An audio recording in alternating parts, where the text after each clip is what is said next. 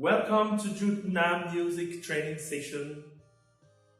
In this video, we will continue on our talk about rehearsal tips for a choral singer. In part 1, we talked about prioritizing your choir, punctuality and regularity of members, your singing posture while singing, being focused while at rehearsal.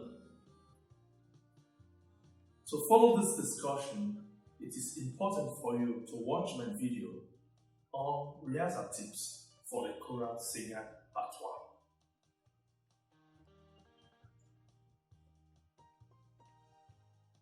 We are continuing on the rest of rehearsal tips for choral singers, and we are on team playing.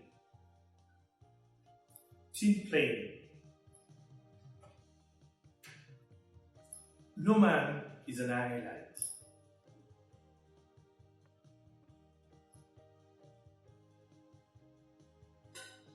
It is important for us to know that choir work is all about team playing. You can't do it alone. If you stand out alone as a singer in a choir, it shows you are not a good singer. If you are singing in a choir and your voice sticks out, it means you are a bad singer. So, during rehearsal, it is important for us to begin to put these ideas at the back of our mind. It is during rehearsal that we're able to identify our weaknesses and be able to practice over and over this system of singing together. The idea of singing together, putting them into work and feeling them and being convinced that it is the best. You do not learn how to sing together on stage, during concerts or during presentations. You can only learn and make your mistakes during rehearsals.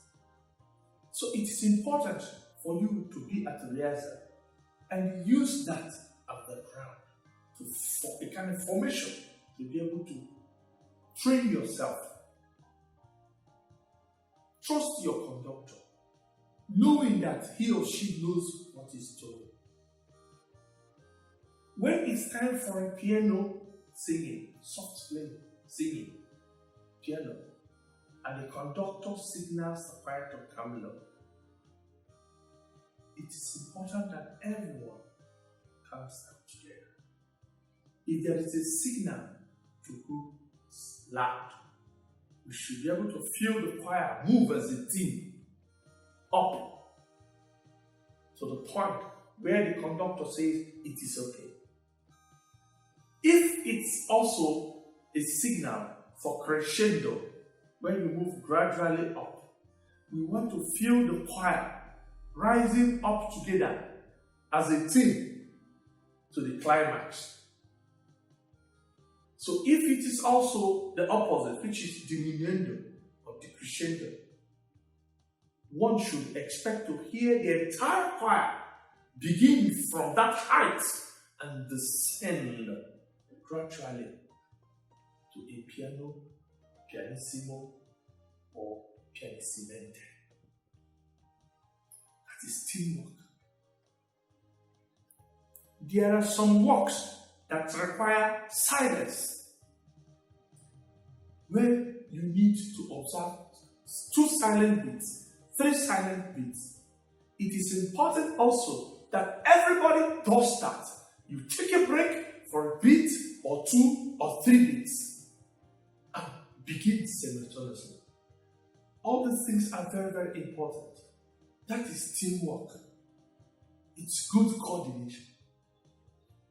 After recording, you will be glad you did. When you listen to the playback, you will marvel at what production they've been able to achieve. Please, choir work, I repeat, is teamwork. Taking responsibility is the next step. How do we take responsibility?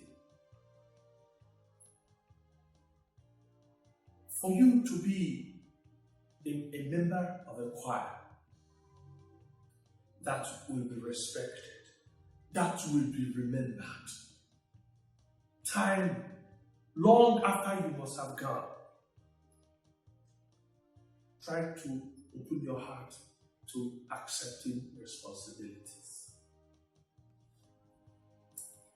Accepting responsibilities doesn't mean spending money or taking financial responsibilities. No. Because you have actually devoted your time to singing, because you have made yourself exemplary in the way you have taken your choir work, you will be surprised that a lot of singers may depend on you.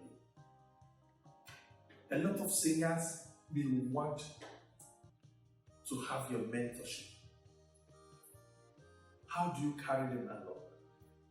There are people who may begin to learn how to sing better just by sitting close to you. There are people who may have this urge to always come to rehearsal because they know you'll always be there to offer support. Take responsibility. You may find yourself as a part leader, not just a choir. You must also be a choir master. In soprano, you may be made a part leader. In alto, in tenor, in bass. What does it mean? You are already a choir director of your part. Take responsibility. It means that everybody within your part depends on you. You should be seen as being exemplary in everything you do. In the way you talk, in the manner you present yourself, in the way you listen to people, in your humility, in your being ready to help at any time. Take responsibility. You want to be a good chorister? These are the most very important things to do. Make sure you are there always for your part. Remember also that being responsible does not mean you are leading. It means you are taking some people along with you. It means you are moving together. But as you are moving together, there is someone who is actually pulling them together, and that is you. Please take responsibility. Next tip, be expressive. A good singer does not harbor things in his or her heart. It's very important that you set your heart free of things that may disrupt your musical experience. It is important that you set your heart free from rancor. Set your heart free from hate, from all negative tendencies. Music is beautiful. Music is beautiful. And every good music is inspired by God. God is love. And so, to be expressive means that you will be free in your heart and you have ability to actually express yourself happily and joyfully among your people. If you have something bothering you, it is important that you meet your choral director or your choir master at the end of rehearsal or at the beginning of rehearsal if you get a stand for that. Express yourself. If there are matters pertaining the choir, please feel free to talk it over with the conductor. Express yourself with humility, not with audacity. Somebody is in charge. You will be able, I'm sure that if you are humble, you will have this ability to say what you feel without being insulted. I'm sure your conductor will understand, because the manner in which you present certain things also, it's also the manner that you get your response. If you present your case properly, I'm sure if you have a good conductor, he will also listen to you and be able to give you a beautiful answer. But I'm sure whatever the answer you get, you must have been free in your heart, knowing that you have actually emptied yourself of what is bothering you. Remember, music is a personal, it's something very personal. As a singer, you come to sing because you love to sing. You actually join the choir because you know that music does certain things to your heart, to your being, that makes you feel happy. And so, being expressive will help you take away all those edges that obstruct the flow of this joy and happiness as you sing. Do not hinder it and do not suppress any of your expressions. Next thing, practice always. There is a saying that goes that practice makes perfect. I want to say, for me, practice doesn't just make perfect, but practice makes permanent. Why? Now, for instance, supposing you have been practicing the wrong thing always, thinking they are the right thing, does it make it perfect? No, of course. But it has made it perfect, made it permanent for you. And it will be much, much difficult to correct when it is time to actually for you to correct or to do the right thing. And so, make sure you have the right information before you begin to practice. Make sure you have the right singing technique before you begin to practice. Make sure your notes are right and you trust what you are doing before you begin to practice. Because the more you practice, the more permanent it becomes in your mind. Sing and practice as often as possible. If it is true that we have rehearsal days and time, and that is what we call general rehearsal, but then rehearsals have no bound. People rehearse at your homes. When you're cutting your vegetables in your kitchens, you hum your tune. That is practice. While driving, going to work, or coming back from work, going to pick your children, or going to visit a friend and you're driving, you're all in the car, you can hum your tune. That is practice. When you're with your kids and you want to have fun, you can begin to sing a song that was rehearsed previously. And the children may like to sing along with you. That is practice. While taking a walk in the evening or through any time, that is practice. One can practice at any time. And that makes singing fun.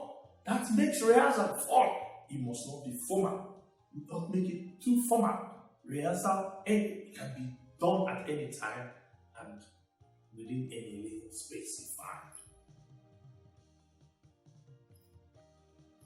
Take care of your voice. Wow, I love this. Take care of your voice. That is one of the tips I love so much. Some of us are very careful with our voices, and some of us are very careless with our voices. Keeping your voice healthy must be one of your priorities. Keep your voice healthy. Try your best to make sure when you are healthy, of course, a healthy voice lives in a healthy body.